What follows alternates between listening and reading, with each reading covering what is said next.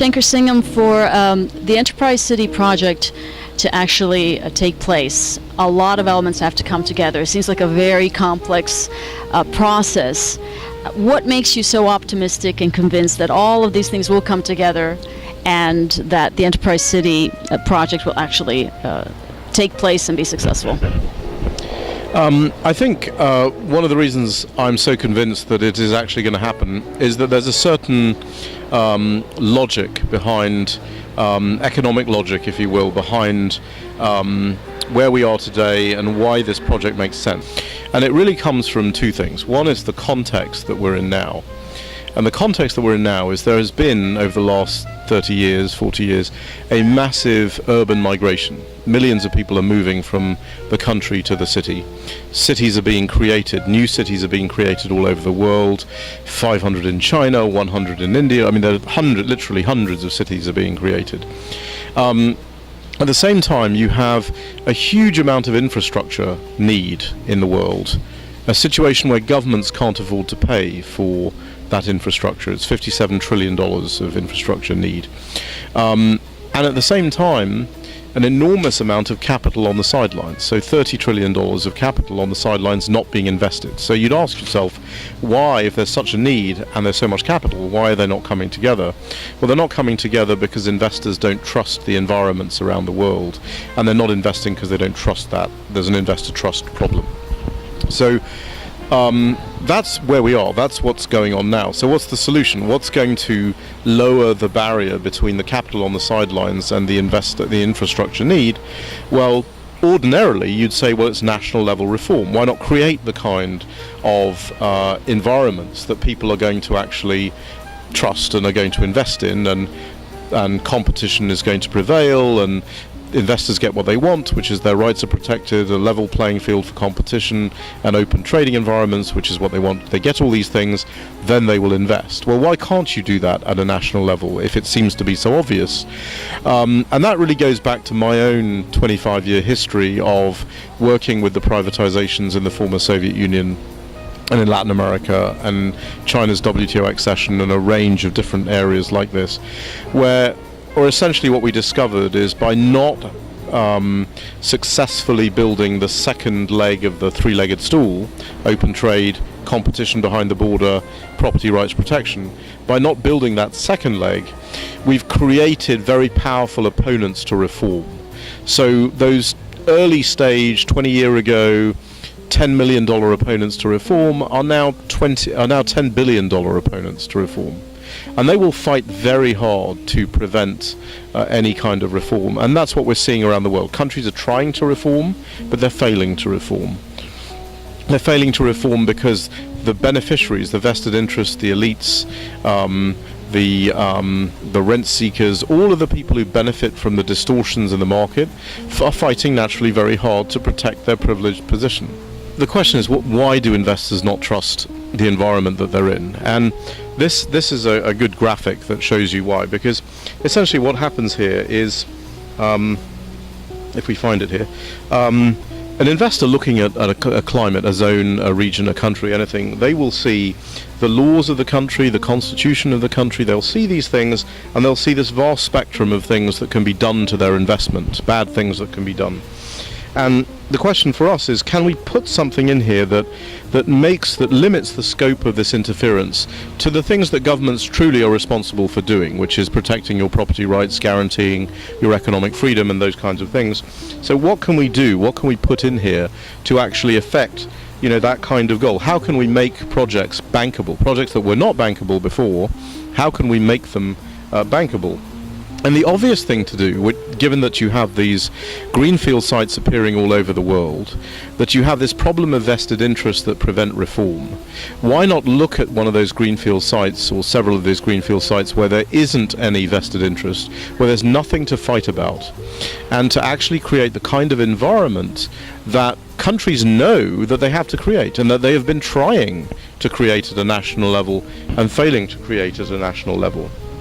So that's essentially why I'm convinced that countries facing this reality are going to realize that this is really the only way forward. And they're also going to realize that in order to convince their populations to do the things they know they need to do to incentivize economic activity and to deal with the problem of high youth unemployment and all of these things, they are going to have to create demonstration models. They're going to have to show their people in real ways why they are able to, why this kind of system will create economic opportunity for their people. A lot of people think this is a totally new concept, and actually it's not a new concept. The nation state is actually the new concept, but there have been new cities like this throughout history. So we have, you can go back to the 13th century, you can go back to the Hanseatic League, you can go back to the Hudson Bay Company. There have been these kinds of innovations throughout history. What we're suggesting is nothing new, except we are suggesting an innovation that is new. The previous cities like this were built on monopolies and guilds, whereas what we're suggesting is merit-based competition. If we can drive through the concept of merit-based competition, then we think we'll be much more successful. So here are some of the countries where we are. One of the reasons I know that this is going to happen is that we're actually, this is part of an emerging global trend. We've signed letters of intent or memorandum of understanding or negotiated with governments in the Dominican Republic, in Morocco, in the Balkans, in Republic of Srpska. We're talking to the Duqm Port Authority in Oman, which already is a separate zone with its own regulatory autonomy, and we're talking about how we can take them to the next level. So in many ways this is part of a crest of a wave of things that are going on throughout the world.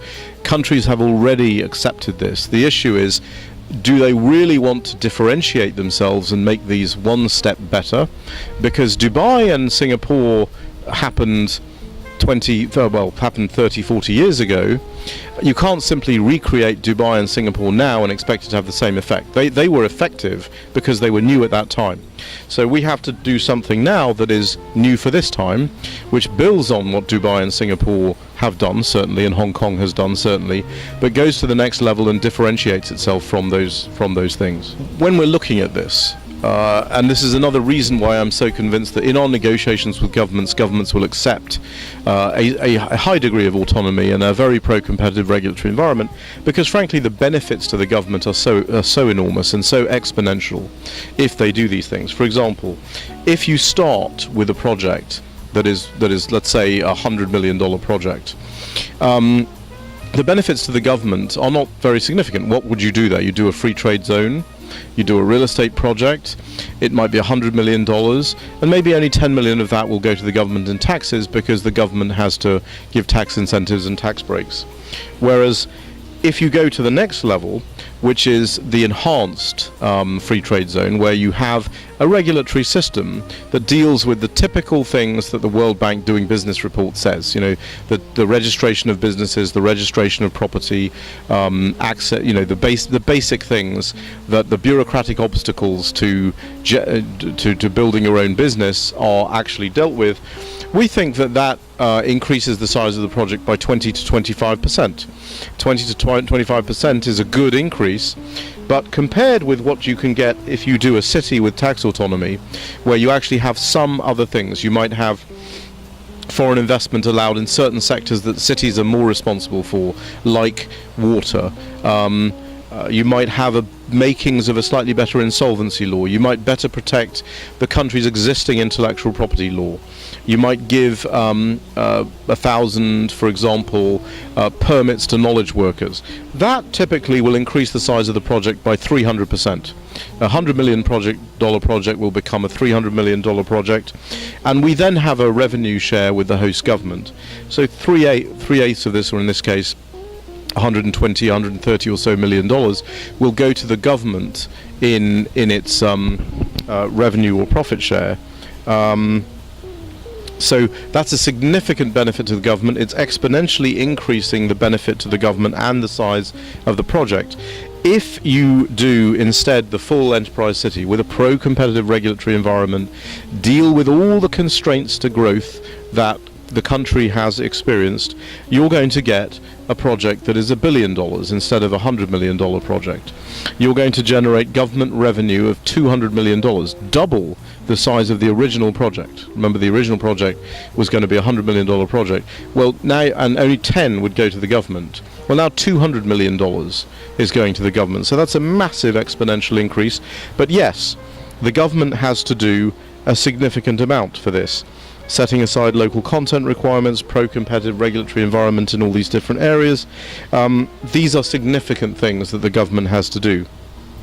Arbitration mechanisms that actually investors believe in, governance mechanisms that investors will actually believe in, a pro-competitive financial services sector. All of these things are significant, but as you see, the benefits to the government are huge at this point. They're exponentially increasing, and this is the reason why we think that governments understanding what is on the table and what they are leaving on the table if they don't do these things will be motivated to do this, particularly in an environment where lots of other countries are also looking at the same thing and also thinking how they are going to differentiate themselves. So for those reasons, we're pretty convinced that, you know, with or without us, this is going to happen, and we think we have a very, very socially inclusive and effective methodology that will not only embed the city more completely within the country, spread the benefits to the country more, but will be significantly beneficial to all the people who live not only in the city but also in the country.